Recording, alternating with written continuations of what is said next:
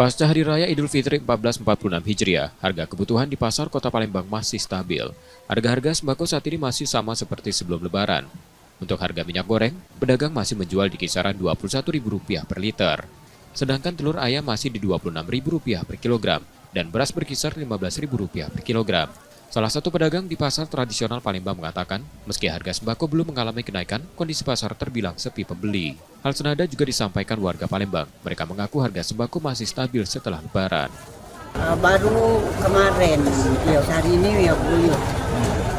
Itu lukatnya satu barang itu masih banyak masuk. Kue uang itu masih bado yang sisa-sisa Lebaran.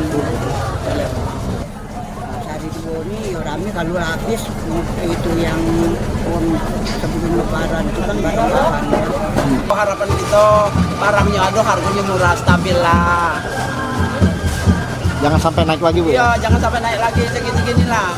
Kalau sekarang masih stabil, Bu ya? Masih, alhamdulillah dekatnya naik. Para pedagang juga menambahkan stok sembako yang dijual saat ini masih merupakan stok lama sebelum Lebaran, sehingga harga belum banyak berubah. Namun, mereka memperkirakan pembeli akan mulai ramai kembali dalam waktu dekat. Nur Muhammad, Kompas TV, Palembang, Sumatera Selatan.